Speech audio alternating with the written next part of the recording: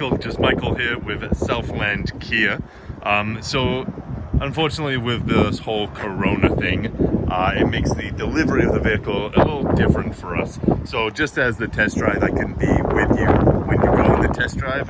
With the delivery, I can't be sitting next to you during the delivery and going through what I usually do. So what I'm hoping to convey today is a nice inside video walkthrough of the vehicle, go through the steering wheel controls, the LCD cluster, the 10.25 infotainment cluster, and just kind of touch base on everything in the car, hopefully hitting 90% of everything. And then on Tuesday at 5 o'clock when you come in, we'll do the outside of the vehicle, and then any questions that you have, absolutely, I will answer then and there. But this will hopefully cut some of that out, and we can primarily get all of it in this video, and then I'll also keep it so you can watch it back anytime as well.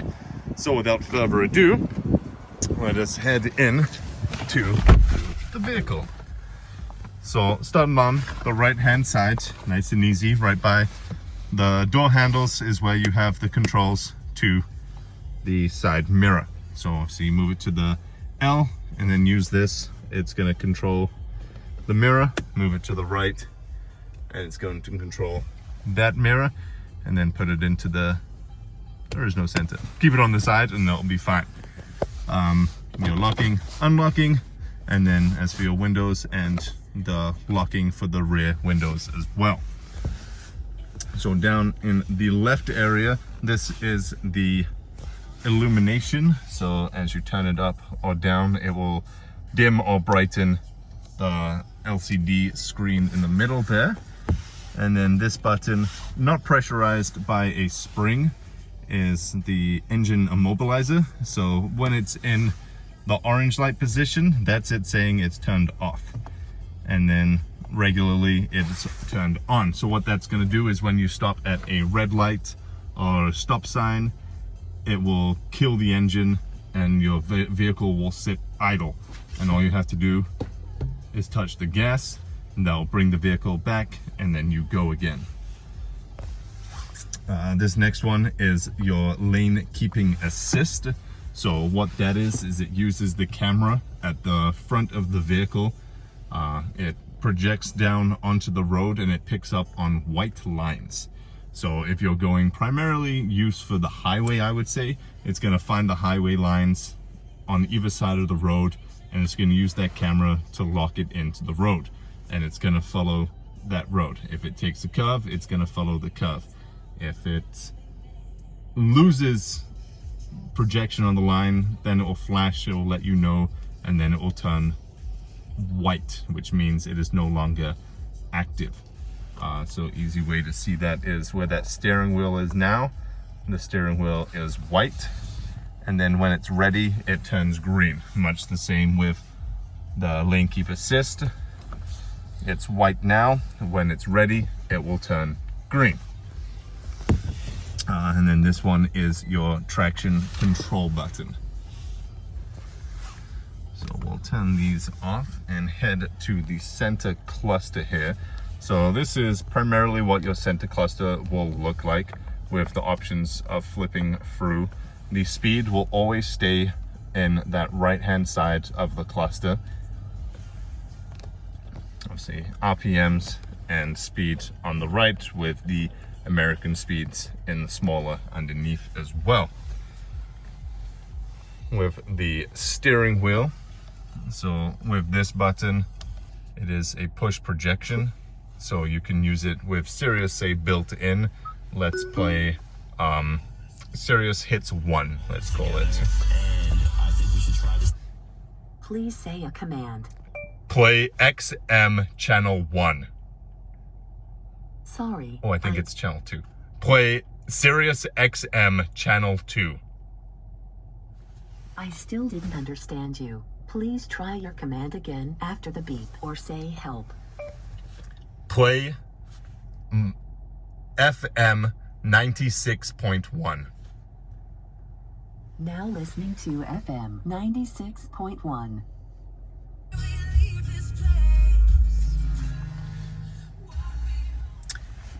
So if you know the correct codes to say, then it will swip right to that. If you have your phone hooked up, then you can also say call home, call work, anything like that, and it will call right away. With the mode, that is a different mode, music select. Right now we don't have anything equipped, but say if you did, it would switch between FM, AM, Sirius, Bluetooth, USB, sounds of nature, and phone projection. But right now nothing's hooked up, so it won't be swapping between anything. This one here is for your volume, so push it up, turn the volume up, down, we'll turn the volume down, and by pushing it in is gonna mute your volume. This one here is for your fast tracks, so as you push through this, it's gonna flip through your favorited tracks. If you had your phone hooked up to Bluetooth, you would push this to pick up the phone call and this to hang up. So on this side, so this is obviously your cruise. As soon as you hit it, it pops up on that center cluster, letting you know that cruise is ready to go. And then using the right hand side one, down will set the cruise. And once you're at your desired pace, you can either hold up to increase or hold down to decrease, and then push in will cancel the cruise control you've set. Working side by side with the cruise control is this button, which is the smart cruise control. So once you have reached your desired speed, you turn on the smart cruise control, and it's gonna have 4 bars. Where it's going to show up right on that center screen, and each bar will be labeled as it goes up. So what that means is the first bar would say be from us to the orange vehicle. The second bar would maybe be to the white vehicle, 2 behind that. Third would be the blue, 2 behind that. And then the fourth would be the Seltos that is ahead of us. So as they slow down, your cruise control will slow down. As they speed up, you'll go back to your desired speed. It will take you all the way down to 10 km, and then the system will shut off and you'll be on your own to drive. This button here, again, it pops up right in that middle. Works very much the same as the lane keep assist. It's primarily for, I'd say, round town, it works fantastic. Once you hit the highway, the lane keeping assist will really take over on that one. But this one, during town, it uses, again, the same camera, but it focuses on the middle of the road, and that's what it finds. If it can't find a good middle of the road, then it will find the car ahead of you, and it will follow those. So through town, you can take any corners, any turns, and the vehicle will take itself. Again, if it feels like it's losing, then it will flash green and then it will disappear. If whilst you have this activated, you remove your hands from the steering wheel for a set amount of time, in the cluster it will say please place your hands back on the steering wheel, and if you don't after that, after 15 seconds, it will just continuously beep until you put your hands back on the steering wheel. It won't disengage the lane keep assist, it will just keep beeping at you until you put your hands back on the wheel. With the tab button here, it's gonna cycle through your top 3 screens, and then with the buttons underneath, it's gonna cycle through that. So on the first screen, it's primarily your car health. So the first one is your average fuel economy, and then you push and hold that button to reset it back to 0. The next one is your accumulated information. So that will be from the moment you pick up this vehicle to the moment you decide to reset it. This is what your accumulated information will be. How far you've taken the car, roughly what your average liters per 100k are, and how long the vehicle's been running. And then this one is drive info. So this one can be reset daily or weekly or monthly if you want.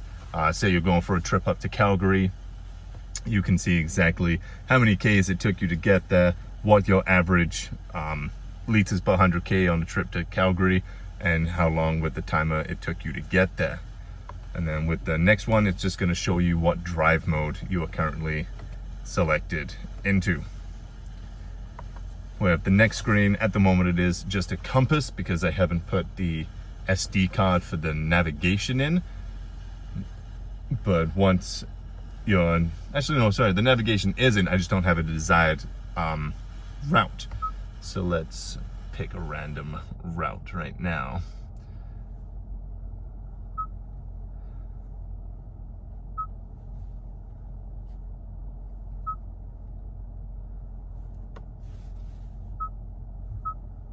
So if we go to Tim Hortons.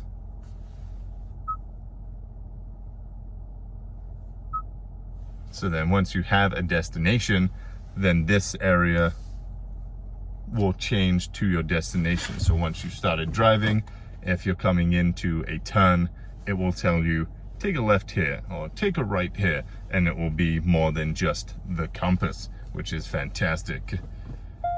And then as you go to the next page, I'm gonna cancel this guidance as well. The route guidance will start now.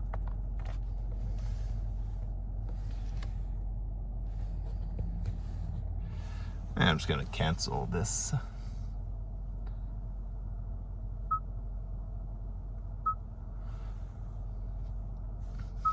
And then the next screen will take you to just showing if the lane keep assist is turned on, and your driver attention level. So it starts with the 5 bars, and it will slowly lose a bar as you go through your journey. So say you're driving from here to Calgary, you'll be at 5 bars. After driving for 2 hours straight, you'll lose a bar. If you accelerate for no reason, you'll lose a bar. If you start swerving, you'll lose a bar. If you slam on the brakes for no reason, you'll lose a bar. And then eventually it will get to low and it'll say, hey, time to rest. And it'll have a little picture of a coffee cup telling you to rest. Of course, you can choose to ignore it, and you can also hold OK to reset it. And then that way it just goes back to high. It's just the car's way of telling you, take a break if you need one. The next one is just for the tires. So when we put it into drive, it just shows where the power of the vehicle is going to for each tire. So right now, just in drive at brake, it's primarily, looks about 80% front wheel, 20% rear wheel drive. If we put it into reverse, it gives you a little more rear wheel, but still takes away from the front. But primarily it is an all-wheel drive unit that drives front wheel drive most of the time. And then the next one is just your tire pressure monitoring system. Once you're driving down the road, it will show the pressure of each of your tires. So that is primarily the steering wheel, the LSD cluster, and all the buttons on the side there. For the ones on the side, this is for your rear wiper. With a push away, it's gonna water the back one, and with a pull towards you, it's gonna water your front one. This is for your intimate wipers. A 1 push up is gonna be mist, 1 down is gonna be int, and then you can choose the level of it, or you can go low or high.